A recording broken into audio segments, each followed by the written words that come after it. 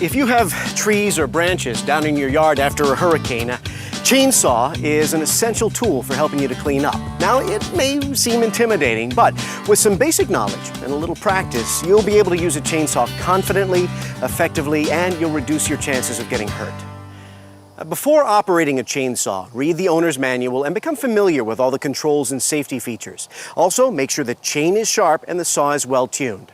And have protective clothing, like a hard hat, ear protection, glasses, gloves, long pants, chaps are helpful, and steel-toed boots. To start your chainsaw when the engine is cold, place the saw on a flat surface on the ground. Push the chain brake forward until it engages. Pull the start choke control out to the on position, but you won't have to do this if the engine is warm. Push the decompression valve. Press the purge bulb about 6 times.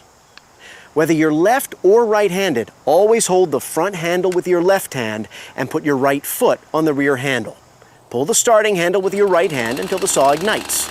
Push the choke control in. When the saw starts, squeeze the throttle quickly to disengage the high idle.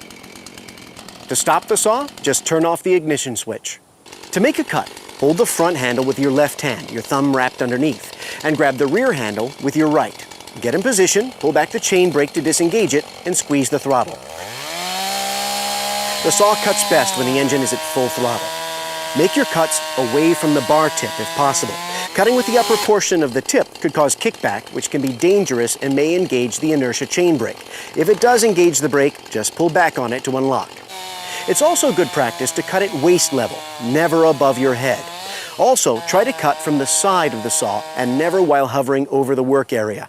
A kickback while in this position could be dangerous. Now let's talk about taking down trees. Before a hurricane hits, take a look at your property and see if there are any trees that might fall and damage your home. If so, those should be taken down before the storm hits. This is called felling.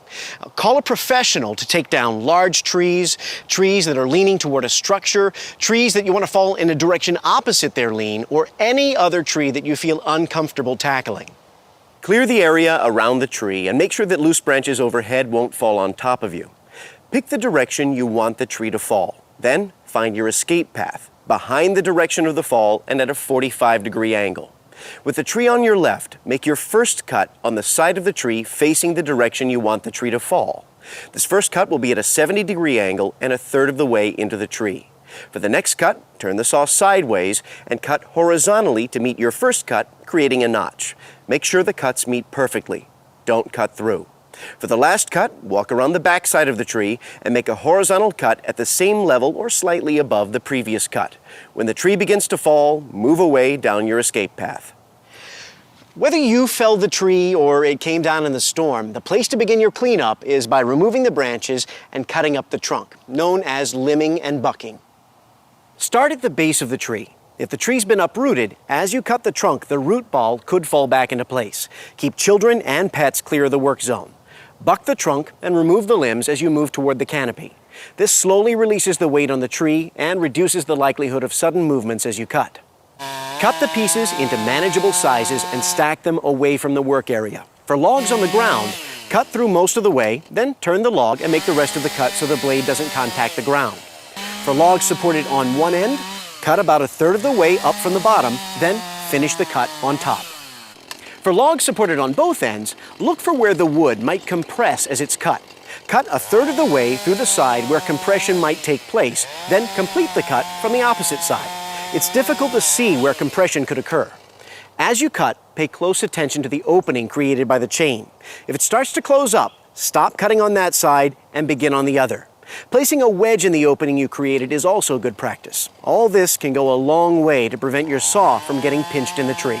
If you have any trees that are bent and caught under high tension, call a professional to take them down. To make cutting easier, keep your chainsaw well maintained and check your owner's manual for maintenance specifics. A chainsaw is just one of the many handy tools and supplies available at Lowe's to help you deal with hurricane damage.